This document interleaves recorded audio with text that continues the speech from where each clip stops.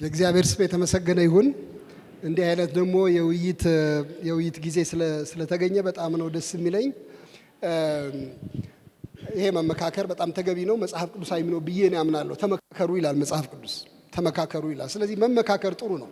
በዚህ በቅድም ሚኪያስም ሲያነሳው ነበረ፣ በወንጌላውያን ማህበረሰብ መካከል እየተመካከርን አንዳንድ ነገር ማቃናት ጥሩ ነው። ግን ስንመካከር ልቡናችን በፍቅር የተያዘ እንዲሆን በጣም አስፈላጊ ነገር ነው። ቀደም ወንድሜ ዮናስ አንስቶታል። ይሄ የፍቅር ጉዳይ በጣም አስፈላጊ ነው። ምክንያቱም የሚያንጸን እሱ ስለሆነ ነው። በዚያ መንፈስ መነጋገር ሁልጊዜም ጥሩ ነው። የኔ ርዕስ ምንድነው? ይሄ መጽሐፍ አሁን ቤት ያጣው ቤተኛ የሚለው መጽሐፍና በተለይም ደግሞ ዘፋኝነትና ዘፈንን በሚመለከት የተነሳው አስተሳሰብ ያስከተለው መዘዝ ምንድነው? ወይም ኢምፕሊኬሽኑ ምንድነው? ኢምፕሊኬሽኑን አንድምታ ለማለት አልፈለኩም፣ ወደ ትርጓሜ ስለማይሄድ ነገሩ። መዘዙ ምንድነው? አስከትሎቱ ምንድነው? የዚህ አስተሳሰብ አስከትሎት ምንድነው? ምን ያመጣል በቤተ ክርስቲያን ላይ? ወይም በሌላ ቋንቋ ዳፋው ምንድነው? ጦሱ ምንድነው ማለቴ ነው። ባጭር ቃል ምንድነው የሚያስከትለው ይሄ ነገር? ለኔ እሱ ነው የተሰጠኝ ርዕስ። በዚያ ላይ ለመናገር ነው የምፈልገው። እንግዲህ እኔ ባጭር ቃል እንዲያው መቼም እንደ አንድ ክርስቲያን ወንድም መናገር እፈልጋለሁኝ። ወንድማችን ዮናስ የጻፈው መጽሐፍ ምንም ጠቀሜታ የሌለው ነገር ነው ብዬ እንደዚህ አላስብም። እኔ በእውነት አላስብም። እሱን ማፍረሻ በመጀመሪያ በመናገር ብጀምር ደስ ይለኛል። አንዳንድ ጥሩ ነገሮች ውስጡ እንዳሉበት አስባለሁ። ለምሳሌ ስለ ሙዚቃ እና ስለ ቤተ ክርስቲያን ታሪክ የጻፋቸው የመጀመሪያው ክፍል ለእኔ ትምህርታዊ ነው ብዬ አስባለሁ፣ ጠቃሚ ነው ብዬ አስባለሁ። ስለ ማህበራዊ ህይወት ፋይዳ የተናገረው ነገር በጣም ጠቃሚ ነው ብዬ አስባለሁ። እኛ ክርስቲያኖች በሰዎች ማህበራዊ ኑሮ ውስጥ ገብተን ልዩነት ማምጣት አለብን የሚለው አስተሳሰቡን ጥሩ ነው ብዬ ነው የማስበው። በቤተ ክርስቲያን ውስጥ ስላለው ውድቀት ያነሳቸው ነገሮች አሉ። ለምሳሌ ጥሩ ነው ብዬ ነው የማስበው እነዚህ ነገሮች። ግን ዋና ነው ብሎ ያነሳው የዘፋኝነት ጉዳይ ግን ጥሩ አይደለም። ይሄ ነው የኔ አቋም።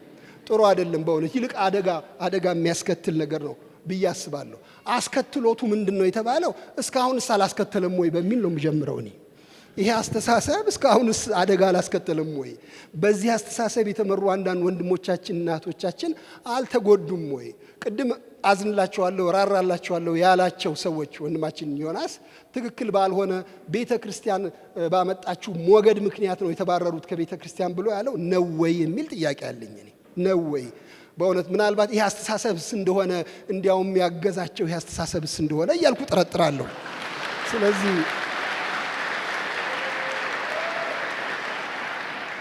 ስለዚህ እኔ በእውነት ጉዳቱ ኦልሬዲ የተሰማን ይመስለኛል እኔ ስመለከተው ማለቴ ነው። እንግዲያው መዘዙ ብዙ ነው፣ አደጋውም ትልቅ ነው። ግን ከምን አንጻር ነው አደጋውን ወይም መዘዙን ወይም አስከትሎቱን ኢምፕሊኬሽኑን መመልከት ያለብን ከሚል እኔ እንደዚህ ነው የማነሳው። ይሄ ጉባኤ አሁን እዚህ ያለው ጉባኤ በመሰረቱ የክርስቲያን ጉባኤ ስለሆነ የሚጨንቀን የክርስቲያን ሕይወት ጉዳይ ነው። ከቤተ ክርስቲያን ካቴጎሪስ ነው መነሳት ያለብን ስለ ዘፈን ስንነጋገር ብዬ አስባለሁ። ለምሳሌ ይሄ የሙዚቀኛ ማህበረሰብ ቢሆን የምንነጋገርበት አኳኋን ትንሽ ሊወጥ ሊል ይችላል። ይሁን እንጂ ይሄ ማህበረሰብ የክርስቲያን ማህበረሰብ ከመሆኑ የተነሳ ምንድነው በአዲስ ኪዳን ውስጥ ዋና ዋና የሚባሉት ነገሮች ከነሱ አንጻር ነው መመዘን ያለብን። እኔ 5 ዋና ዋና ነገሮች አሉ ብዬ እላለሁኝ ለጊዜው ለመነጋገር እንዲመች። ከነዚህ 5 ነገሮች አንጻር ብንመዝነው የዘፈንን ጉዳይ ብዬ አስባለሁ። ምንድናቸው እነዚህ 5 ነገሮች? ከጥሪያችን አንጻር እኛ የተጠራ ነው። ሁላችሁ እንደምታውቁት የሁላችንም ጥሪ ክርስቶስን ለመምሰል ነው። ለክርስቶስ መሰልነት ለደቀ መዝሙርነት ተጠርተናል። በዲሳይፕልሺፕ አንጻር ይህን ነገር መመዘን ጥሩ ነው ብዬ እላለሁ የዘፈንን ጉዳይ። ሁለተኛ ደግሞ እግዚአብሔርን ለማምለክ ለቅዱስ አምልኮ ተጠርተናል ሁላችንም። ስለዚህ ከዚያ አንጻር ዘፈንን መመዘን ይገባናል ብዬ እላለሁ። ሌላው ከክርስቲያናዊ ህብረት አንጻር መመዘን አለብን። እኛ ለህብረት ተጠርተናል። ለወንድማማች ለእህትማማች ህብረትና ፍቅር ተጠርተናል። ከዚያ አንጻር ይሄ የዘፈን ጉዳይ እንዴት ይታይ ብለን መመዘን አለብን። አራተኛ ደግሞ ከወንጌል ምስክርነት አንጻር ከክርስቲያን ዊትነስ አንጻር ደግሞ ዘፈን አስተዋጽኦ በጎ ነው ክፉ ነው ብለን ደግሞ መመዘን አለብን። በመጨረሻ ከክርስቲያን ዎርፌር አንጻር ከመንፈሳዊ ጦርነት አንጻር ከሱ አንጻር ደግሞ መመዘን አለብን ብዬ እላለሁ። በእነዚህ በ5 አቅጣጫዎች የምጠይቀው ጥያቄ እንደዚህ ነው። እናንተም ሌላ ጊዜ ተጠያየቁ። በእውነት ይሄ ውይይት የመጨረሻ ላይሆን ይችላል ብዬ አስባለሁ። ስንጠያየቅ እነዚህን 5 ነገሮች የዘፈን ጉዳይ ያዳብራቸዋል፣ ከፍ ያረጋቸዋል ወይስ ያኮስሳቸዋል፣ ያኮሰምናቸዋል ብሎ መጠየቅ ነው። በቃ ይሄ ነው ጥያቄው ብዬ የማስበው። እና እስቲ በተራ በተራ ለማየት ልሞክር ባጭር። በዲሳይፕልሺፕ አቅጣጫ በክርስቶስ መሰልነት ወይም በደቀ መዝሙርነት አቅጣጫ ይጠቅማል ወይ ይሄ የዘፈን ጉዳይ? እንዝፈን ወይም ዘፈንን እናዳምጥ ወይም በዘፋኝነትን ሙያ አድርገን እንቀጥል የሚለው አስተሳሰብ እሱ ይጠቅማል ወይ፣ ያንጻል ወይ፣ ይደግፋል ወይ የሚለውን በአጭሩ ልመልከት። እኔ እንደዚህ ብዬ ነው የማስበው። ክርስትና ውስጥ በጣም ግልጽ የሆነ ነገር በዳግም ልደት አዲስ ማንነት የተጀመረ ሌላ ህይወት መሆኑ ነው። በክርስትና ውስጥ ነበርኩና ነኝ የሚል አስተሳሰብ አለ። ይሄ ከሌለ በእውነት ለመነጋገር አይመችም። እኛ አንድ የሆነ ነገር ነበርን፣ አሁን አንድ የሆነ ነገር ሆነናል። መስመር አለ፣ የተሻገርነው መስመር አለ። መጽሐፍ ቅዱስ በተለይ አዲስ ኪዳን በዚህ የተሞላ ነው። ኤፌሶን ምዕራፍ 2፣ ቲቶ ምዕራፍ 3 እንደምታውቁት ለምሳሌ የኛ የፈቃድ ምንጫችን ስጋችን ነበረ ይላል ኤፌሶን 2 ላይ። ለስጋ ፈቃድ የምንገብር ባሪያዎች ነበርን፣ እንደ ምኞታችን ነው የሚለው። እንደ ገዛ ምኞታችን የምንኖር ነበርን ነው የሚለው። የኛ የፈቃድ ምንጭ ዲያብሎሳዊ ነበረ፣ አሁን ለሚሰራው አለቃ ታዘን እንኖር ነበር ይላል። የኛ የስጋ ምንጭ ማነው? የፈቃድ ምንጭ የዓለሙ ኑሮ ነበረ፣ በዓለም ላይ እንዳለው እንደ ጀማው አስተሳሰብ የምንገዛ ነበር ነው የሚለው። አሁን እንደሱ አይደለንም ነው የሚለው። ስለዚህ እቺ ሽግግር ሆናለች። በቲቶ ላይ በጣም ግልጽ በሆነ ቋንቋ ነው የተጻፈው። ለልዩ ልዩ ተድላ እንደ ባሪያዎች የምንገዛ ነበርን ብሎ ነው የሚለው። ልዩ ልዩ ተድላ ምንድን ነው? ተድላ ማለት ፈንጠዝያ ማለት እኮ ነው፣ ሌላ ነገር አይምሰላችሁ። ተድላ ለልዩ ልዩ ስጋዊ ተድላ። እኔ ዘፈንን ይጨምራል ብዬ አስባለሁ። እዚያ ውስጥ ፍትወትንም ይጨምራል፣ ሌሎች ነገሮችም ይኖራሉ። ለልዩ ልዩ ተድላ እና ምኞት እንደ ባሪያዎች የምንገዛ ነበርን፣ አሁን ግን አይደለንም ነው። እንግዲያው አዲስ ኪዳናዊ የክርስቶስ መሰልነት ነገር የሚጀምረው ከዚህ ሽግግር ነው። ይሄን ሽግግር የሚያግዝ ነው ወይ የዘፈን ነገር ብዬ ለመጠየቅ እፈልጋለሁ። ዓለማዊነት ስለሚል ቃል ዮናስ በመጽሐፍ ውስጥ የጻፈውን አይቻለሁኝ። በእውነት አንዳንድ ጥሩ ትንታኔዎች የሰጠው አለ፣ ዓለማዊነትን በትክክል እንድንረዳው ሴኩላሪዝም ከሚለው ጋር እንዳይጋጭብን የሰጠው ትንታኔ አለ። ጥሩ ነው። ነገር ግን ትንሽ ገፋ አድርጎ ቢያየው ጥሩ ነበር ብዬ አስባለሁ። እሱ ምንድን ነው? ዓለማዊነት የመጽሐፍ ቅዱስ ቋንቋ ነው። ዓለማዊ የሚባል አስተሳሰብ፣ መንፈሳዊ የሚባል አስተሳሰብ አለ መጽሐፍ ቅዱስ ውስጥ፣ ምንም ጥያቄ የለም። እናንተ ከዓለም አይደላችሁ የሚለው ጌታችን በጣም የታወቀ ነው። በአንደኛ ዮሐንስ ምዕራፍ 2 ላይ ደግሞ በዓለም ያሉት ይልና እንዲያውም ግልጥ አድርጎ አፍጥጦ የዓይን አምሮት፣ የስጋ ምኞት፣ ስለ ገንዘብ የሆነ ትምክህት ነው፣ ሌላ ምን አለ በዓለም ላይ ብሎ ደግሞ ይናገራል። ያዕቆብ የዓለም ወዳጅ የሚሆን የእግዚአብሔር ጠላት እንደሚሆን አታውቁም ወይ? እግዚአብሔር ቀናተኛ አምላክ ነው፣ እናስቀናው ወይ ብሎ ይጠይቃል። ሁለተኛ ጢሞቴዎስ ምዕራፍ 4 ላይ ዴማስ የአሁኑን ዓለም ወዶ ትቶኛል ብሎ ይላል። የአሁኑ ምንድነው የወደደው? መጠየቅ አለብን። ሮሜ 12 ላይ ይህን ዓለም አትምሰሉ ብሎ ይላል። ምንድነው ይሄ ዓለም? ይሄ ዓለም ምንድነው? አፈር ጠጠሩ፣ ዛፍና ድንጋዩ አይደለም። የአስተሳሰብ ዘይቤ ነው፣ የህይወት ዘይቤ ነው፣ የአኗኗር ስልት ነው። ዴማስ የወደደው ምንድነው ስትሉ ድንጋይ ወዶ አይደለም የሄደው። ምንም ነገር ወዶ አይደለም የሄደው። በዓለም ውስጥ ያለውን ተድላ ደስታ ፈልጎ ነው የሄደው። ይህን ዓለም ወዶ ትቶኛል ነው የሚለው ያለ። እንግዲህ ይሄ ዓለም ምንድነው ስንል እኔ በትንሽ ቃላት መግለጽ እፈልጋለሁ። አንደኛ የዓለም አስተሳሰብ ሰው ማዕከሉ፣ ራስ ማዕከሉ የሆነበት ነው፣ ዋናው ሰው የሆነበት። ሁለተኛ የደስታው ምንጭ ደግሞ ስጋዊ ተድላ የሆነበት፣ ሚዛኑ ደግሞ የጀማው ሚዛን የሆነበት፣ አጠቃላይ ሰው ደስ የሚለው የሚስማማበት ነገር ምንድነው የሚለው፣ አእምሮቱ የዓይን ምኞቱ የስጋ ትምክህቱ የገንዘብ የሆነበት ማለት ነው። ይሄ አስተሳሰብ ነው ዓለማዊነት። ክርስቶስ መሰልነት ከነዚህ ማምለጥ፣ ለክርስቶስ መገዛት፣ በክርስቶስ መደሰት ነው። ዘፈንና ሰፈሩ ለደቀ መዝሙርነት መጎልበት በጎ አስተዋጽኦ ሳይሆን ይልቁን ልልነትን፣ ለአደጋ ተጋላጭነትን ይጋብዛል። ዘፈን በዓለማዊ ተድላ በራፍ ላይ ለቅልውጥ የሚያስቀምጠን ነገር ይመስለኛል። እኔ ሁለተኛ ነገር ላንሳ፣ ክርስቲያናዊ ህብረትን በሚመለከት ክርስቲያናዊ ህብረት ወይም ፌሎሺፕን በሚመለከት የክርስቲያን ህብረት እንደምታውቁት በፍቅርና በአንድነት ላይ የተመሰረተ ነው፣ በማነጽ ላይ የተመሰረተ ነው።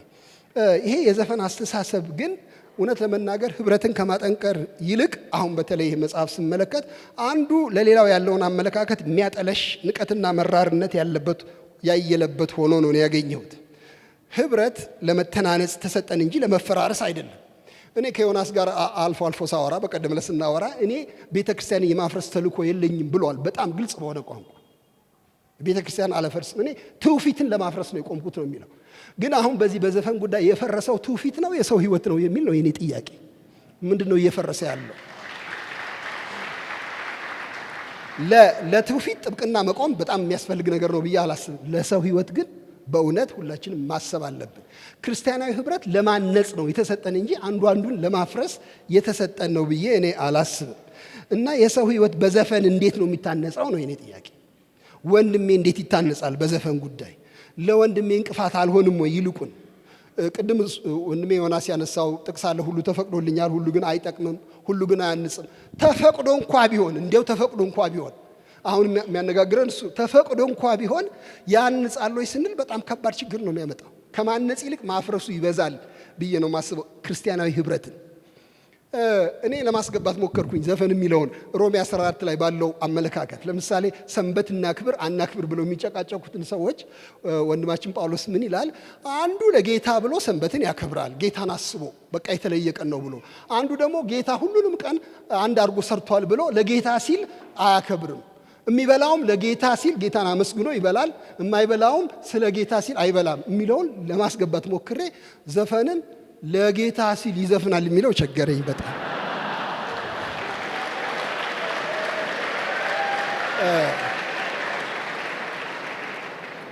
ካቴጎሪው ትንሽ ለየት ያለ ነው ለማለት ነው። አንድ አይነት አይደለም፣ ከዛ አይነት ክርክር መነሳት አንችልም የሚል ሐሳብ አለኝ። ይልቁን ምን ይላል እዚህ ቆሮንቶስ 10 ላይ ማሰናከያ አትሁኑ፣ ለአይሁድም ለግሪክ ሰዎችም ለእግዚአብሔር ቤተክርስቲያንም ማሰናከያ አትሁኑ ነው የሚለው። እኔ አሁን መሰናክል አልሆነብንም ወይ? ይሄ ጥያቄ ነው የምለው ያለ። አይሁድ የሚለው ሃይማኖታውያን ሰዎችን ነው። የግሪክ ሰዎች ደግሞ የምታውቁት ነው፣ ሌላ ሃይማኖት ያላቸው በፍልስፍና የረቀቁ ሰዎች ናቸው። የጌታ ቤተክርስቲያን ደግሞ እኛ ነን። በሶስቱም ረገድ ማሰናከያ አትሁኑ ከተባለ ይቅርታ እንግዲያው ከማሰናከል ለመጠንቀቅ ከዚህ ነገር መራቁ አይሻልም ወይ የሚል ጥያቄ አለኝ እኔ። ሶስተኛ ቅዱስ አምልኮን በሚመለከት ነው። አምልኮን ይቀይጣል ብዬ ያስባለሁ፣ ያሳስታል ብዬ አስባለሁ። ሁለንተናችን ለእርሱ ክብር ልናውል ነው የሚገባው ብዬ እላለሁ። አምልኮ እሁድ ጠዋት እዚህ የምንፈጽመው ጉዳይ ብቻ እንዳልሆነ ሁላችን እናውቃለን። ኑሯችን በሙሉ አምልኮ ነው። ዘፈን እየዘፈንኩኝ እንዴት ያለ አምልኮ ነው ላቀርብ የምችለው የሚል ጥያቄ አለኝ እኔ።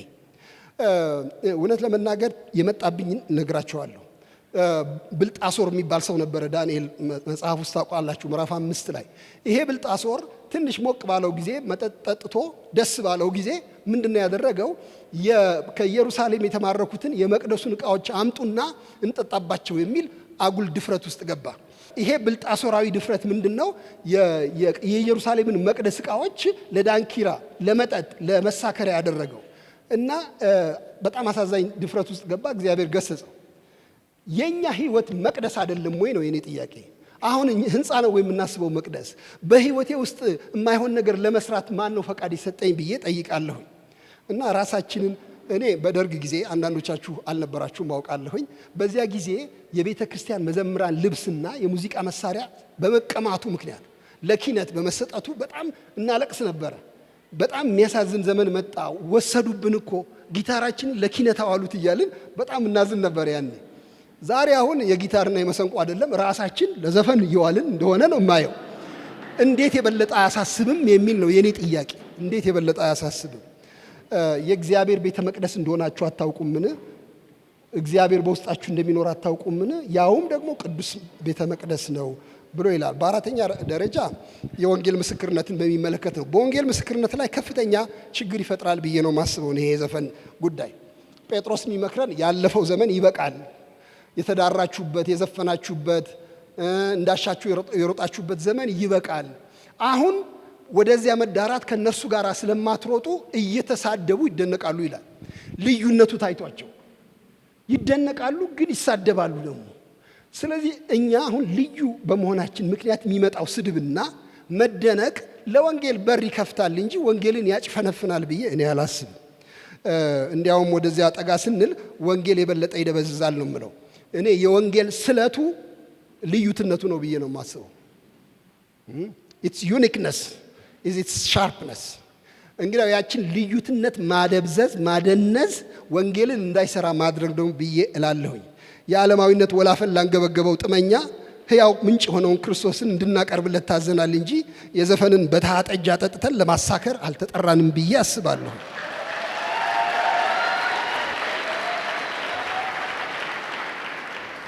እሺ ቶሎ ብዬ ልጨርስ። መንፈሳዊ ጦርነትን በሚመለከት ልናገር። ግን እዚህ ወደዛ ከመግባቴ በፊት በጎ ነገር ብንናገርበትስ የሚል እዚህ መጽሐፍ ላይ አይቻለሁ። በዘፈን በጎ ነገር ብንናገር መጥፎ አይደለም። በጎ ነገር ብንናገርበት በእውነት በዘፈን ላይ ግን በጎ ነገር ለመናገር መዝፈን አለብን ወይ ነው የኔ ጥያቄ። በሌላ መንገድ መናገር አይቻልም ወይ? አውቃለሁኝ ዮናስ በሙዚቃ ኤሪያ ነው ያለው። ተሰጥኦ እሱ ነው፣ ትምህርቱ እሱ ነው፣ ሙያው እሱ ነው። ከዚህ የተነሳ እኔ በዚህ መስክ ብናገር ብሎ ሊሆን ይችላል። ግን ለእኛ ሲነግረን ይሄንን በጎ ነገር መናገሪያ ይሆናል ሲለን እኔ እንደዚሁ ዝም ብዬ በደምሳሳው ሳስብ በቂ ጥናት አላረኩምና ድፍረት የለኝም። ግን በደምሳሳው ሳስብ በእውነት የማህበረሰብን ችግር ለመፍታት ዘፈን የዋለው ጥቅም እኔ እጅግም አይታየኝም። እውነት ለመናገር እንዲያው ኦነስት ለመሆን ማለት ነው። ስለ ወንድና ሴት የሚናገረው ይልቅ አይሎ ገዝፎ ነው የሚታየው ለማለት ነው። ቅድም ስለ ዲያቆን አነሳ ወንድማችን ሶሎሞን። እኔ ስለ ዲያቆን ሳይሆን ስለ መነኩሴ ባነሳሳ ይሻለኝ አይቀርም። አባቶቻችን የሚሉት ነገር አለ። አንዳንድ ቀን በዋልድባም ይዘፈናል ይላሉ እነሱ። ምን ማለት ነው? ብዙ ቀን አይዘፈንም ማለት ነው። ዋልድባ ገዳሙ ለዘፈን የተመቸ አይደለም፣ ለጥሞና የተመቸ ነው። ግን ያበድን ቀን ደግሞ አንዳንድ ቀን እንዘፍናለን፣ ምንም አይደለም እንደማለት ነው። የኛ ባህል በጣም ግልጥ አድርጎ ልዩነቱን ያስቀመጠ ይመስለኛል። እኔ አሁን ትምክታችን ባህሉ ነው ማለት አይደለም። ግን በዚህ ማህበረሰብ የምንነጋገር ከሆነ የማህበረሰቡን ደግሞ እሴቶች በደንብ አድርገን ማስተዋል ያስፈልጋል ብዬ እላለሁኝ። እሺ በመጨረሻ ጦርነታችንን እንዳናሳንሰው ነው እኔ የምማጠነው። ጦርነታችን ከዘፈን ጋር በተያያዘ ከገባ በጣም ትንሽ ጦርነት ነው። ልክ አቢግያ ለዳዊት እንዳለችው አንተ የእግዚአብሔርን ጦርነት የምትዋጋ ሰው ነህ፣ አልባሌ መንደር ውስጥ እንዳትሞት፣ ከአንድ ባለጌ ጋር እጣላለሁ ብለህ መንደር ውስጥ እንዳትሞት፣ ይልቁን ዋናውን የእግዚአብሔርን ጦርነት ተዋጋ እያለች ተማጠነች። እኔ በዚህ በዘፈን ጉዳይ ላይ አቅማችን ያለቀ ከሆነ ዋናው ጦርነት እሱ ነው ወይ የሚል ጥያቄ አለኝ። ጠቃላያው ላይ ፓሽናችን ምንድን ነው፣ ፍላምሮታችን ምንድን ነው የሚል ጥያቄ አለኝ። በጣም ልባችን የሚያንገበግበው ነገር ከባለቤቴ ጋር እንደዚህ አይነት ውይይት ተካፍለን ስንወጣ ደጅ ምን አለችኝ? እሷ ስማ አንተ አለችኝ፣ እኔ የምልህ ስለ ኢየሱስ ክርስቶስ ፍቅር መነጋገር ጨረስንና ነው ወደዚህ የገባ ነው? ምን ማለትህ ነው? አለቀ ማለት ነው የእሱ እርካታ እና አሁን ይሄ ጉዳይ በጣም አሳሰበን ማለት ነው ብላለች። እኔ ወደ ፓሽን እንድንመጣ ያስፈልጋል። ምንድን ነው ፓሽናችን የሚለው እንድናስበው። በመጨረሻ እሺ በቃ ጨርሻለሁ። ኪነ ጥበብን የመግደል ነገር አይደለም። በእውነት እኔ ኪነ ጥበብ አፍቃሪ ነኝ። ቅድም ስነ ስዕልን፣ ስነ ጽሁፍን እና ሌሎችንም ደግሞ አንስቶ ወንድማችን ዮናስ ተናግሯል። ኪነ ጥበብ በእውነት የሚጠቅም ነገር ነው። ግን ኪነ ጥበብ በጣም ከፍ ብሎ ዙፋን ላይ ለመቀመጥ የሞከረ እንደሆነ ወንበሩ ከአንድ አምላክ በላይ አያስተናግድም ለማለት ግን ዝግጁ ነኝ። በጣም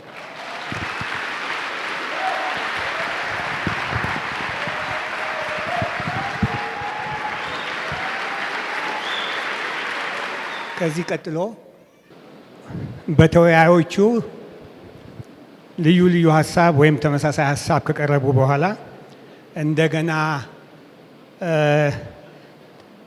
ጨምሮ መተንፈስ የሚፈለግ ስለሚሆን አሁን አጫጭር እድል እሰጣለሁ። አጫጭር መቼም የመጀመሪያው ተናጋሪያችን ወንድማችን ዮናስ ዘፈንን አንስቶ ስለ ዘፈን የተወሰነ ትርጉምን ሰጥቶናል። ወንድማችን ሲናገር ስለ ዘፈን ከተናገረ በኋላ አበክሮ የተናገረው ስለ ሙዚቃና ሙዚቀኛ ነው። አበክሮ የተናገረው ሁለተኛው ተናጋሪያችን በስርወ ቃሉ አኳያና በስነ መለኮት አኳያ ሀሳብንና ትንታኔን አቅርበውልናል ጠቃሚ። ሶስተኛው ተናጋሪያችን ከቃሉ ባሻገር ሄደን ብንመለከት ወሳኝ ነው። ምክንያቱም ይሄ ዘፈን የተባለው የህይወት አኗኗር ወይም ዘይቤን የሚመለከት ጉዳይ ነው ብለውናል። እሺ አሁን መጀመሪያ ለወንድማችን ዮናስ። መቼስ እንደዚህ አይነት ዲቤት እኔ በሀገሬ ኢትዮጵያ ሳይ የመጀመሪያው ይመስለኛል። በነጮቹ ጋር በጣም የተለመደ ነው። ግን እንዲህ መነጋገር መቻላችን ራሱ ትልቅ ነገር ነው። በቴክስት ከሚደርሱኝ ዛቻዎች አለፍ ብሎ እንዲህ በጨዋነት ከሰለሞን ጋርም ከንጉሴ ጋርም ከሌሎቻችሁም ጋር እንደዚህ ማውራት መቻል የሚያስደስት ነገር ነው። ከሰለሞን ጋር አንድ በጣም የምንለይበትን ሀሳብ ጠቅስ ወዳለሁ። የእንግሊዝኛው ቃል በአንድ አይነት ቃል አልተግባባም የሚለው ቃል ላይ በጣም ልለይ እወዳለሁ። ኦርጂ፣ ሬቨሊ እና ኮራይዝን የሚሉት ቃላቶች ሁሉም ቢተረጎሙ መጨረሻቸው የሚሄድ ምንድነው? መጥፎ ነገርን ነው የሚያሳዩት። ምንም ጥሩ ነገር የላቸውም። ኦርጂንም እንደረገው ከእንግሊዝኛው ወደ አማርኛ ብናመጣው፣ ኮራይዝን የሚለውንም ብናመጣው፣ ሬቨል የሚለውን ሶስቱንም ብናመጣቸው የተጠቀሙበትን ቃል ቢተረጎም መጨረሻቸው መጥፎ መሆኑን ነው ብቻ ነው የሚያሳየን። ስለዚህ እንግሊዝኛዎቹ በሶስቱም ቃል ላይ ተስማምተዋል። የቃላት አጠቃቀምና የቃላቱ ክብደት ነው እንጂ የሚለያየው። ኦርጂ ከሚለው ምናልባት ሬቨል የሚለው ላላይ ይሆናል። ግን ሬቨል ማለት ትርጉሙ ያው ነው። ከቅጥ ያጣ በጣም ስካር የበዛበት ድግስ ማለት ነው እንጂ እንዲሁ ዝም ብሎ ፈንጠዝያ ማለት አይደለም። ፈንጠዝያው ምን አይነት እንደሆነ ይገልጸዋል። ስለዚህ ከወንድሜ ጋር በዛ ቃል ላይ እለያያለሁኝ። አንድ የሚገርመኝ ነገር ያለውና ከወዳጄ ንጉሴ ጋር ብዙ ጊዜ እናወራለን ስለዚህ ጉዳይ። አዲስ አይደለም። ዛሬ እንደው በስቴጅ ላይ እንገናኝ እንጂ ብዙ ጊዜ እናወራዋለን ይሄን ነገር። እኔ በጣም የሚገርመኝና አንድ የሚደንቀኝ ነገር በእኛ ላይ ስንቶቻችሁ ናችሁ ቃና ላይ የምትውሉ? የቃና ቴሌቪዥን ስታዩ የምትውሉ ስንቶቻችሁ ናችሁ? ያ አንድ ራሱን የቻለ ሌላ ኪነ ጥበብ ነው። ዘፈኑ ጋር ሲመጣዎች ችግራችን ምንድን ነው? እኔ ለማለት እየፈለግኩት ያለው ነገር ምንድን ነው? እሱ መጥፎና ጥሩ ኪነ ጥበብ አለ። ኪነ ጥበቡ ጠቅላላው፣ በዛ ኪነ ጥበብ ውስጥ ደግሞ መጥፎ የሚባል ዘፈን አለ። ለነገሩ የሚያዳምጠኝ አጣሁ እንጂ ለነገሩ መጽሐፉን ሰው አንብቦ መልሶ እዛው ይገባል እንጂ። ምክንያቱም ባህሉ ወዳጄ ንጉሴም ሰለሞንም እንዳለው ባህሉ ወጥሮ ስለያዘን፣ ትውፊቱ ወጥሮ ስለያዘን መልሰን እዛው እንገባለን እንጂ እኔ የማወራው ስለ ዘፈንም አልነበረም። ስለ ዘፈንም አይደለም የማወራው፣ ስለ ዘፋኝነትም አይደለም የማወራው ሙዚቃ ስለሚባል ሙያ ነው የማወራው። እሱ ደግሞ በጣም ሰፊ ነው። ከዛ ውስጥ ደግሞ አንዲት ቦታ ላይ ዘፈን የምትባል ነገር አለች። እንዲሁም ወዳጆቼ እነ ሚኪያስ ይህንን ፕሮግራም ሲያዘጋጁ የዘፈን ጉዳይ የሚለውን አርስን አልወደድኩላቸው ነበር። ምክንያቱም እኔ እያወራሁ ያለሁት ስለ ጠቅላላ ሙዚቃ ተብሎ ስለ አንድ ክፍሏ አይደለም እያወራሁ ያለሁት። ሙዚቃ በጣም ሰፊ ነገር ነው። የኛ ባህላችንና ትውፊታችን ግን ወስዶ አንዲት ነጥብ ላይ ብቻ አስቀምጠው። ስለዚህ የሁላችን አንደርስታንድ ምን ሆነ? ዘፋኝነት ማለትማ እንዲህ ማለት መጥፎ ነገር ነው ወደሚለው ሄደን እስቲ አንድ ግጥም ላንብብላችሁ። ምንም እንኳን ግጥም ብቻውን ጉልበት አይኖረውም ቢባል ሙዚቃ ሲጨመርበት ነው ትልቅ ጉልበት የሚኖረው ቢባል፣ ዝምታዬ መልሶ እኔ ላይ ይጮሃል፣ ለምን ዝም አልክ ይለኛል። የተራበውን አይቼ ሳልፈው፣ የተጨነቀውን ሳልሰማው፣ ለተቸገረው ምንም ሳላካፍለው፣ ለራሴ ብቻ ነው ለካ የምኖረው። ጉልበተኛው ደካማውን ሲረግጠው፣ ድምፁ እንዳይሰማ ሳረገው፣ ቸልተኝነቴን ለካ በዝቶ ነው ለውጥ የሌለው። ቸልተኝነቴን ለካ አርጎኝ ነው ድምፅ አልባ ሰው፣ ቸልተኝነቴን ለካ አርጎኝ ነው የዳር ተመልካች ሰው። ይሄ ግጥም ነው። በዚህ ግጥም ላይ ማንም ሰው መጥፎ ነገር ነው የሚለው መጽሐፍ ቅዱሳዊ ነው የሚለኝ ሰው ማንም ሰው የለም። ግጥም ሁላችንም እንወዳለን። እዚህ ላይም ያሉት ሰዎችም ግጥም ያነባሉ፣ ግጥም ይመርቃሉ። እናንተም ግጥም ትሄዳላችሁ። ሁሉም ሰው ግጥም ቦታ ይሄዳል። ነገር ግን እዚህ ቦታ ላይ አንድ ሙዚቃ በጨመርበት ኃጢአት ሆነ፣ ኢሚዲየትሊ ተለወጠ። አንድ ሙዚቃ ልበል፣ ሁላችሁ የምታውቁት ቤቶቨን የሞዛርትን ሙዚቃ፣ ሞዛርት መሆኑን ባታውቁትም እንኳን ታታቲታታዳዳይ ፓራዳዳዳራ ይሄ ሙዚቃ ነው። የቱ ጋር ነው ኃጢአቱ የዚህ ሙዚቃ? ልክ አሱናስ ግን ቃል ብጨምርበት ዝምታዬ መልሶ እኔው ላይ ይጮሃል፣ ዘፈን ሆነ፣ ኃጢአት ሆነ። ችግሩ ያለው እዛ ጋ ነው። እኔ ለማለት እየሞከርኩ ያለሁትና ለማሳየት እየፈለግኩት ወጣት ሙዚቀኞቻችን ከጭፈራ ቤት ውጡ፣ ቤታችሁ አይደለም። ከመጥፎ ከዋልጌ ስራ ውጡ። ዘፋኙ እንደዛ ብያለሁ፣ ሙዚቀኛው እንደዛ ብያለሁ። መጽሐፌ ላልነበባችሁ መቼ ስላልነበባችሁ ነው ማድረግ አልችልም፣ ዝም ብላችሁ ብትፈርዱብኝም። እኔ ግን ውጡ ብያለሁ። ልክ እንደዚሁ ሲኒማ የሚሰራውንም ውጣ፣ ገጣሚውንም ውጣ፣ ደራሲውንም ውጣ። ግን እዚህ ያሉት ወዳጆቼ ብዙዎቻችሁ እያሳደዳችሁ የማታነቡት የልብ ወለድ መጽሐፍ የለም። አሁን ሙዚቃው ጋር ሲደርስ ብቻ ለምን ችግር ይሆናል? ግጥሙን ተቀብለን አንደኛው ጥያቄ እሱ ነው። ሁለተኛ እንዴት ሆኖ ነው ክርስትና እና መጽሐፍ ቅዱስ ኢትዮጵያዊና ኢትዮጵያዊ ብቻ የሚሆነው? ክርስትናው እንዴት ተነስቶ ኢትዮጵያዊና ኢትዮጵያዊ ብቻ? ኬንያ ይሄ ችግር የለም። ማስረጃ አለኝ ለዚህ ከፈለጋችሁ። ያው እንዲሁ አንዱ ዛጋላ አንዱ ዚጋላ ተብሎ ከየመጽሐፉ ተጠረቃቅሞ የሚለጠፍ ነገር ካልሆነ በስተቀር በቅርብ ጊዜ አንድ የኔ ተማሪ የነበረ ልጅ እዚህ አዲስ አበባ አገኘሁት። ድራም ነው የሚጫወተው። የት ነህ ያለው? ናይሮቢ አይደለህም ወይ ያለው አልኩት። አዎ ከዛ መጥቼ ነው አለ። ሌሎች 4 ሙዚቀኞች አብረውት አሉ። ኬንያኖች ናቸው። አስተማሪ ነው ብሎ አስተዋወቀን። ከዛ ምን አይነት ሙዚቃ ነው የምትወደው አሉ። እኔም ወደው የመጀመሪያ ሁሌ ምርጫዬ ጎስፐል ሙዚቃ ነው። አይ ላቭ ጎስፐል ሚውዚክ። ያንን ሙዚቃ ሁሌ እጫወታለሁ። ሌላም ሴኩላር ሙዚቃ እጫወታለሁ አልኳቸው። ከዛ እናንተስ አልኳቸው። አንደኛው ቤዝ እጫወታለሁ አለ፣ አንደኛው ኪቦርድ እጫወታለሁ አለ። ከዛ በኋላ እንዴ ሴኩላር ሙዚቃ ትጫወታላችሁ ማለት ነው ስላቸው፣ ለዛ የጠየኳቸው ምክንያት ምንድነው? እሱ አሰምብሊ ኦፍ ጋድ አባሎች ናቸው ልጆቹ። እና እንዴ አሰምብሊ ኦፍ ጋድ አባል ሆናችሁ እንዴት ነው የምትጫወቱት ጊታርና ቤዝ ጊታርና ኪቦርድ ስላቸው፣ ፊታቸው ላይ የሚታየው ነገር ምንድነው የምታወራው ነው ጥያቄያቸው። ምንድነው የምታወራው? ኦፍ ኮርስ እንጫወታለን፣ እንደ እግዚአብሔር ቃል መጥፎ ጥሩና ለይተን እንጫወታለን። የኔ ጥያቄ ያለው መጽሐፍ ቅዱሱ ኢትዮጵያዊ ብቻ ለምንድን ነው የሚሆነው? ኦፍ ኮርስ አሁን የሚመጣው መልስ ይገባኛል። አውዳችን ነው ወይ ነው ደግሞ ትውፊታችን ነው። አዎ ቅድም ጋሽ ንጉሴ በደንብ ብሎታል። ፊት ለፊት የምለው ነው፣ ወደፊት የምለው ነው። ትውፊቱ መፍረስ አለበት። ምክንያቱስ በመቶ የሚቆጠሩ ልጆችን ከቤተ ክርስቲያን እያጣናቸው ስለሆነ ትውፊቱ መሞገት አለበት። እንደ እግዚአብሔር ቃል የሚቆም ከሆነ ጥሩ፣ የማይቆም ከሆነ ግን መወገድም አለበት። ስለ መጽሐፌ ሽፋን አንድ ነገር መናገር እፈልጋለሁ። እሱም ብዬ ብጨርስ ደስ ይለኛል። ምክንያቱም ለማሾፍም የፈለጉ ሰዎች በእንጨት ላይ ምንድነው በቆስል ላይ እንጨት ስደድበት አይነት ያደረጉ ሰዎች አሉ። ለምንድነው ቤት ያጣው ቤተኛ ያልኩት? የቤቱ ባለቤት ማን ነው? የዚህ ቤት ባለቤት ማን ነው? እግዚአብሔር አይደለ? እግዚአብሔር ነው የዚህ ቤት ባለቤት። እኛ ቤተኞች ነን ለዚህ ቤት እንጂ ባለቤቶች አይደለን። ቤተኞች ነን ለዚህ ቤት። ባለቤቱ እሱ ነው። ከዚህ ካለንበት ቤተኛ ልክ ማንም እዚህ ውስጥ ያለ ሰው የዚህ ቤት እኩል ከኔ ጋር ቤተኛ ነው። የዚህ ቤት የቤቱ ባለቤት ግን አይደለም።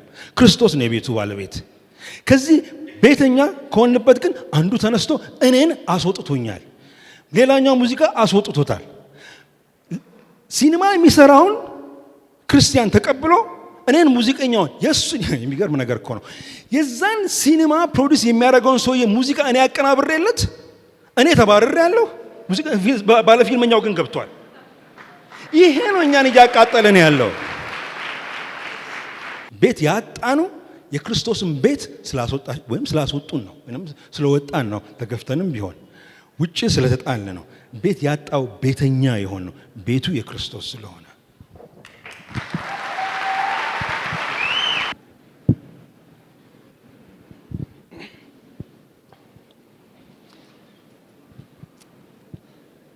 የኔ እንግዲህ የተሰጠኝ ርዕሰ ጉዳይ የጠበበ በመሆኑ ወደ ተለያዩ ሀሳቦች የመዘርጋት እድል እንደሌለኝ የታወቀ ነው። ግን አንዳንድ ነገሮች ልናገር ቅድም ብለው ብዬ ያሰብኩት አንደኛው ጉዳዩ የኛ ብቻ ችግር ነው ወይ የሚለው ላይ ወንድም ዮናስም ደጋግሞ እንዳነሳው ኢትዮጵያ ውስጥ ብቻ ተቀስፎ የተቀመጠ ነገር ነው ይሄ ጉዳይ፣ ይሄ ርዕሰ ጉዳይ የሚለው እንደገና መታየት አለበት የሚል ሀሳብ አለኝ። በጣም ከፍተኛ ተቃውሞ በተለይም ደግሞ የሚያቀርበው በወንጌላዊ ክርስትና በያዘው አቋም ላይ ነው። ግን በመጽሐፉ ውስጥ ጥንታውያን የቤተ ክርስቲያን አበው በአንድ ድምፅ የሙዚቃ መሳሪያን ወይም ሙዚቃን በአምልኮተ እግዚአብሔር ውስጥ መጠቀምን እንደተቃወሙ ጽፏል። ዝርዝሩ ተጽፏል፣ ትክክልም ነው ደግሞ። ግን መውጫዋ ላይ እነዚህ አባቶች ይህን ሲቃወሙ ግን በሌላ ስፍራ ያለ ሙዚቃ መቃወማቸው አይመስለኝም ብሏል። ይሄ የበለጠ እንድናጠና እድል የሚሰጠን ይመስለኛል። በሌላ ስፍራ ያሉትንም ጉዳዮች ይቃወሙ እንደነበረ የቅድመ ኒቂያ ጉባኤ አባቶችን እንደገና ስራዎቻቸውን መመርመር ያስፈልጋል። ለምሳሌ አንዱን ብቻ መጥቀስ ቢያስፈልግ የዮሐንስ አፈወርቅ ክሪሶስቶም በድርሳኑ የቆላሲስ ድርሳኑ ላይ በቤተ ክርስቲያን ልጆቻችሁ መዘመርንና ለእግዚአብሔር የአምልኮ ውዳሴ ማቅረብ ትተው በየቤቶቻችሁ ይጨፍራሉ፣ ይደንሳሉ ብሎ ተቃውሟል። ስለዚህ በሌላ ስፍራ የሚደረገውንም ጭምር አይቀበሉም ነበር። ይሄን ስል የቤተ ክርስቲያን አበው የነበሩበት አውድ ለሐዋርያዊው አውድ ቅርብ ነው ለማለት ነው እንጂ እነሱ ያሉት ሁሉ የመጨረሻ እውነት ነው ማለት አይደለም። በምንፈልግ ጊዜ የምንፈልገው መርጠን ሌሎቻቸውን ስራዎቻቸውን ደግሞ ዞር ማድረግ አንችልም ለማለት ነው። ሁለተኛው በየትኛውም ቦታ የሚደረግ ማህበራዊ ፌሽታ እነሱ ጋር ብቻ ሳይሆን ጥያቄ እየፈጠረ ያለው በተሐድሶም ዘመን በሪፎርሜሽን ጊዜ በመጽሐፍ ውስጥ ሉተር የያዘውን አቋምና ከሱ ቀጥሎ የነበሩት ሌሎች አዳሾች የያዙትን አቋም ጠቅሷል ወንድማችን። በትክክልም አንድ ነገር እሱ ላይ ለማንሳት ነው። በሉተርና በካልቪን መካከል ከነበሩ ልዩነቶች መካከል አንዱ ስነ ምግባራዊ በሆኑ ሁኔታዎች ካልቪን በቅዱሳት መጽሐፍት በቀጥታ ካልተፈቀደ የተከለከለ ነው የሚል ነው። ሉተር ደግሞ በቅዱሳት መጽሐፍት በቀጥታ ካልተከለከለ የተፈቀደ ነው የሚል ነው። ስለዚህ ይህንን መስመር ለጥናት እንደሚረዳ ለማንሳት ፈልጌ ነው። የውሃው እንግዲህ ለምንድን ነው እንደዚህ ያደረጉት የሚለው መነሳት አለበት። በኢትዮጵያ ውስጥ ያሉ የቤተ ክርስቲያን መሪዎች የሚሆኑ ክርስቲያን አገልጋዮች በሌላውም ዓለም ማልናገረው የሌላውን ዓለም ላይ የተለየ ጥናት ስላላደረኩ ነው። ግን በምናየው በምንሰማው ሁኔታ ውስጥ ግን ዘፈንንና ወይም ሶሻል ሁኔታ ውስጥ ሄደን የምናደርገው የጭፈራ ተሳትፎ እንዴት ሊሆን ይገባል በሚል ሁኔታ ግን በምዕራባውያኑ የክርስቲያኖች መካከል ልዩነት እንዳለ የሚያሳዩ ሀሳቦች ግን አሉ። በንባቦቻችን እሱ ውስጥ መግባት እነሱ መሰረት ናቸው ወይም ስልጣን ናቸው ብዬ ስለማላስብ ነው እዚህ ሀገር እንዲህ ያደርጋል እዚህ ሀገር እንዲህ ያደርጋል የማልለው። ለምን ግን እንደዚህ ያደረጉ የሚለው አንድ ነገር መነሳት አለበት። ከቤተ ክርስቲያን አበው ጀምሮ በኋላም ላይ አሁን ያሉት ዘፈንን በሚመለከት እንዲህ አይነት ቁጥብነት እንዲኖራቸው ያስቻለው ምንድን ነው? ምሳሌያዊ በሆነ ነገር ለመናገር የውሃውን ጥልቀት በሁለት እግራቸው መለካት ስለማይፈልጉ ነው። ይሄው ነው መልሱ። ስለዚህ መሪዎች በሕዝቅኤል 44 ቁጥር 23 ላይ እንደተጻፈው ይሄን የማድረግ ኃላፊነት አለባቸው። በተቀደሰውና ባልተቀደሰው መካከል ይለዩ ዘንድ ሕዝቤን ያስተምሩ፣ ንጹህና ንጹህ ባልሆነው መካከል ይለዩ ዘንድ ያሳዩአቸው ይላል። ይሄ የመሪዎች ኃላፊነት ነው፣ ማድረግም አለባቸው። ሌላ አንድ የመጨረሻ ነጥብ ማንሳት የምፈልገው ስነ አፈታታዊና ትርጓሜያዊ ሁኔታዎች መነሳት ይገባቸዋል። ቅዱሳት መጽሐፍት በሚመለሱበት ጊዜ በቃል በቃል መልሱ ላይ ወይም ደግሞ በትራንስሌሽኑ ላይ ብቻ ሙጭጭ አይባልም ማለት ነው። የትኛውም ነገር ትርጉሙን የምናቀው በስነ አፈታት ነው ወይም በትርጓሜ ነው። ይሄን ለማለት አንድ ነገር ልናገር። የኔ የአሜሪካዊ ፕሮፌሰሬ አንድ ወቅት ከፒኤችዲያቸውን ጨርሰው ሲመረቁ በጣም ሲሊ የሚመስል ጥያቄ ተጠየቁ። ታሪካቸውን በነገሩኝ ጊዜ እንደዚህ ብለው ነው የተጠየቁት ጥያቄ የመጀመሪያው ኮሜንተሪ በመጽሐፍ ቅዱስ ታሪክ የቱ ነው የሚል ነው የተጠየቁት። የመጀመሪያው ኮሜንተሪ በጣም ከባድ ጥያቄ ነው። ማይሆን የጻፈው ምክንያቱም እንደየትራዲሽናችን እንትና ይሆን አንድምታው ይሆን ምናምን ልል እችላለሁ እኔ እና ይሄን ጥያቄ ተጠየቁ። የመለሱት መልስ እንዲህ የሚል ነው። ሰብተዋጀንት ሰባ ሊቃናት ማለት የብሉይ ኪዳን መጽሐፍ ቅዱስ በሂብሩና በአራማይስጥ የተጻፈው መጽሐፍ ቅዱስ ለመጀመሪያ ጊዜ ወደ ግሪክ የተመለሰው ማለት ነው። ምንድነው ከዚህ ውስጥ የምንረዳው? በትራንስሌሽኖች ውስጥ ትርጓሜዎች አሉ። ቃሉን የመለሱት ሰዎች የቀዱት ሰዎች ትርጉምም አላቸው ማለት ነው። በሚተረጉሙት ጊዜ በተረጎሙበት ወቅት የነበረ ቅድመ ግንዛቤ ወይም ቅድመ ልባዌ ወይም ፕሪሰፖዚሽን አላቸው። በተቀባዩ ቋንቋ ውስጥ ያለ አውድ አለ። እንደገና ደግሞ በቀዳሚ ቋንቋ ውስጥ የነበረ አውድ አለ። ሁለቱን ማጣጣም አለባቸው ማለት ነው። ይሄንን የምለው ለምንድን ነው? ገላትያ ራሱ በአውዱ ለምን አይታይም? ምሳሌ ነው። ገላትያ በአውዱ ውስጥ ስንመለከት ልናይ የምንችለው ዘፋኝነት የሚለው ከተዘረዘሩ በኋላ ዘፋኝነት የሚለው ቃል እንዳለቀ ወዲያውኑ ይህንንም የሚመስለው ይላል። ይህንንም የሚመስለው የተባለው ነገር ዘፋኝነት በተባለው ወይም ኮሞስ በተባለው ነገር ውስጥ እኛ ዘፈን የምንለው ነገር አይካተትም ወይ ነው። ቅድም ባልኩት በማህበራዊም በባህላዊም አውዳችን ውስጥ ያለውን ማለት ነው። ስለዚህ የትኞቹም ክፍሎች በሚጠኑበት ጊዜ በአውዳቸው መጠናትና መተርጎም አለባቸው። በበርካታ ሁኔታ በመጽሐፉም ውስጥ እንዳያችሁት ለምሳሌ ላባ ለያዕቆብ ዘፍኜ ብሸኝህ ኖሮ አይሻልም ነበር ያለው ቃል ተጠቅሷል። እስራኤል በደብረ ሲና በታች በወርቅ ጥጃው ስር መፋነኑ ተጠቅሷል። እነዚህን ጉዳዮች ወንድማችን ዮናስ ባየበት ጊዜ ልክ እንደ ገላትያ 5:21 ላይ ወይም እንደነዛ እንደ ሶስቱ ጥቅሶች ቦታ ስራዬ ብሎ ተንትኖና ቀዳሚ ቋንቋውን አጥንቶ አይደለም የተረጎማቸው። ለምሳሌ እንደዚህ ብሏል። የመፋነኑን ሲናገር እነዚህ ሰዎች ዘፈኑ አይደለም የተኮነነው፣ መብላት መጠጣታቸውም አይደለም የተኮነነው፣ የተኮነነው ሞቲቫቸው ነው ይላል። ግን እንደሱ አይደለም። እነዚህ ሰዎች ተቀመጡ፣ ሊበሉም ሊጠጡ ተነስተው ዘፈኑ የተባለው ጣዖት አምልኮ አደረጉ ማለት ነው። ፋነኑ በጣዖቱ ፊት በጥጃው ፊት ማለት ነው። ወይም ሌላው የጠቀሰው የዮፍታሔ ልጅ ከበሮ ይዛ እየዘፈነች መውጣቷ ተጠቅሷል። ቅዱሳት መጽሐፍትን ስንተረጉም ከምናየው ነገር አንዱ ያ ክፍል የተጻፈው በምን አይነት ዘውግ ነው፣ የሥነ ጽሑፋዊ ዘውግ ነው የሚለው ይነሳል። በስነ ጽሑፋዊ ዘውጎች ውስጥ ካሉት መካከል አንዱ የትራኬ ጽሑፍ ነው። በትራኬ ጽሑፎች ውስጥ የምናገኘው የተፈጸመውን ነገር እንጂ ምን እንዲሆን ይገባ የነበረው ነገር አይደለም የሚለው የቋሚ መርህ ነው። የሚነግሩን የታሪክ የትራኬ መጽሐፍት ናሬቲቭስ ዋት ሃፕንድ ነው፣ ኖት ዋት ሹድ ሃቭ ሃፕንድ ማለት ነው። የተጻፈው ነገር ሁሉ በቀጥታ የኛ መመሪያ ተሆኖ የሚወሰድ አይደለም። በባህላቸው ይዘፍኑ ነበርና ስለዚህ ልንዘፍን እንችላለን የሚል አይደለም። ከሱ ውስጥ ድራግ አድርገን የምናወጣው መርህ መጽሐፍ ቅዱስ ወደኛ የመጣው ወይም ቃለ እግዚአብሔርን የተቀበልነው ቃለ እግዚአብሔር በተጻፈበት ዘመን በስትንፋሰ እግዚአብሔር ስር የነበረው ጸሐፊ ከነበረበት ቋንቋዊ ባህላዊና ታሪካዊ አውድ አንጻር በዛ ውስጥ ነው የጻፈው። ስለዚህ የነበረው እንዳለ ተጽፏል። እዛው ጋር እኮ ብናይ ይህች ሴት እየዘፈነች መጣች ብቻ ሳይሆን አባቷ አስቀድሞ እየሮጠ ከድል ሲመለስ የመጣውን ሰው ለመሰዋት ሳይቀር ተስሎ ነበር። ይሄ ማለት በጣም የሚዘገንን ነው። በቀጥታ በእግዚአብሔር ቃል የተጻፈውን የሚያጣምም ቃል ነው ወይም ደግሞ የሚሽር ቃል ነው ማለት። በእሳት አሳልፎ መስጠት የተከለከለ ሆኖ እያለ በእሳት አሳልፎ ለመስጠት ተሳለ። ይሄ በዛ ውስጥ አለ። ኦኬ ይሄንን ያህል ካልኩ ይበቃኛል። እግዚአብሔር በማስተዋል ብርታት ይባርከን። እችን እንድል ግን ፍቀዱልኝ። ቅድም ስለ እግዚአብሔር ክብር ተነግሯል። እንደዚህ አስተካክሎ ስለመጣ ዮኒ በጣም ደስ ብሎኛል።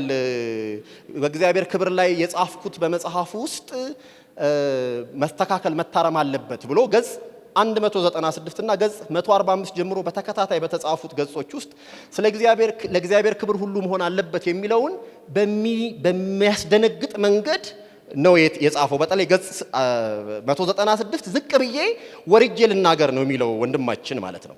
ነገር ግን በዌስትሚኒስተር ኮንፌሽን የተጻፈውን ይሄንን አባባል ልጥቀስ። ከክርስቲያን ኮንፌሽኖች መካከል አንደኛው እሱ ነው። The chief end of man is to glorify God and enjoy him forever.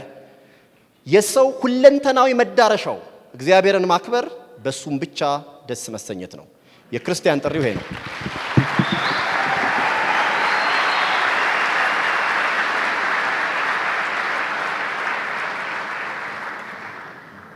እሺ የተራረፉ ነገሮች ስለ አሁን ወንድማችን ዮናስ መጨረሻ ላይ ጥሩ ነገር ያመጣ ይመስለኝ። እኔ ስለ ዘፈን ብዬ አይደለም ስለ ሙዚቃ ብዬ ነው ያለው። ትልቅ ሽፍት ነው የሚመስለኝ እኔ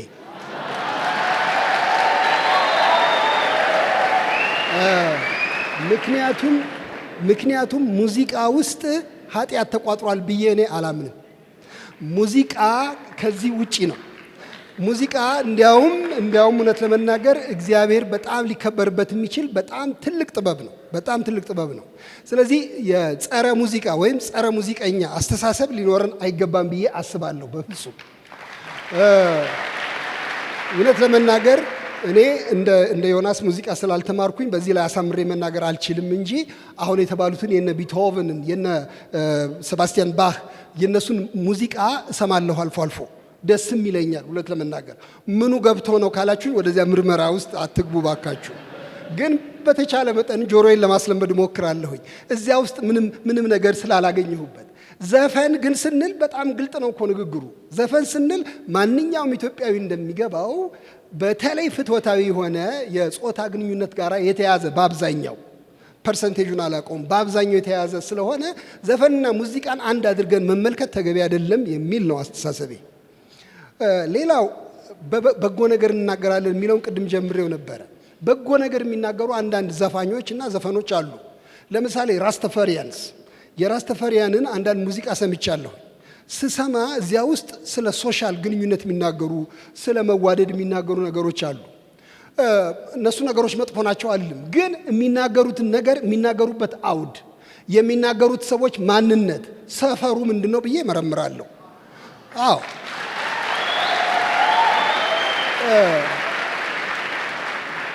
ስለዚህ አንድ ራስተፈራዊ ስለ ፍቅርና ስለ ወንድማማች መዋደድ ሲነግረኝ አንተ ምንድነው ብዬ ጠይቀዋለሁ። ባዕድ አምልኮ ውስጥ የገባ ሰው ነው። ሰው የሚያመልኩ ናቸው ራስተፋሪያን አብዛኞቹ። የእጽ ሱሰኝነትን የሚያበረታቱ ናቸው። እንደዚህ አይነት ሰፈር ውስጥ ገብቼ በጎ ምክር ለመቀበል አልሄድም። ይሄ ነው ባጭሩ።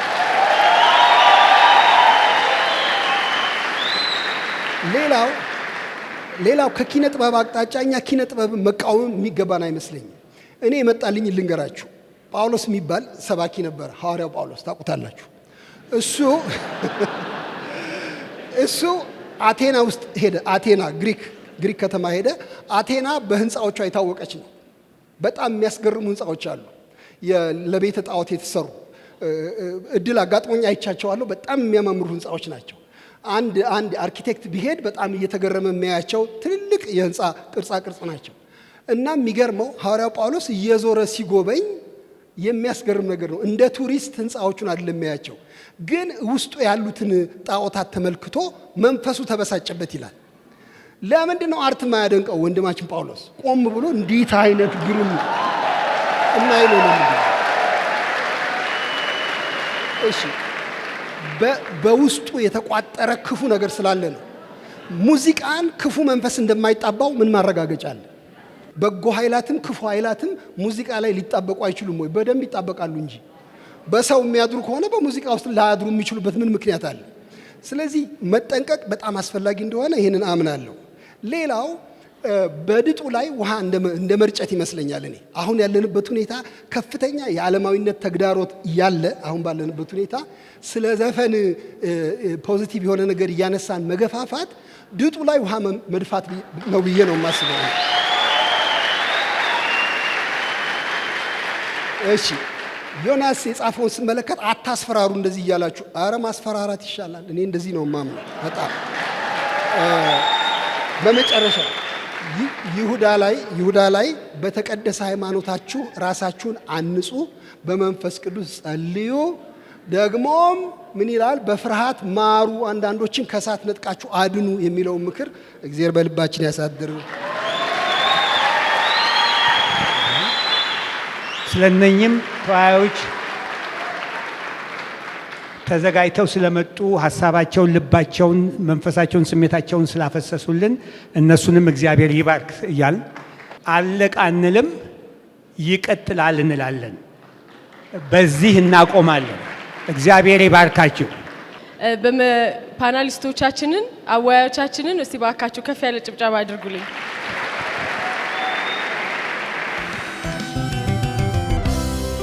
ተመልካቾቻችን ፕሮግራማችን ይህንን ይመስል ነበር። ከህንጸት ክርስቲያናዊ ማህበር ከቅያሾ ጋር በመተባበር በዘፈን ጉዳይ ላይ ያዘጋጀው ፕሮግራም ይህንን ይመስል ነበር። ከፕሮግራማችን ጥሩ ነገር እንደተከታተላችሁ ተስፋ እናደርጋለን። በቀጣይም እንደዚህ አይነት ነገሮች ወደ እናንተ ይዘን እንመጣለን ብለን ተስፋ እናደርጋለን። እስካሁን ድረስ ስለተከታተላችሁ በጌታ በኢየሱስ ክርስቶስ ስም እናመሰግናችኋለን፣ እንወዳችኋለን። ሰላም ይብዛላችሁ።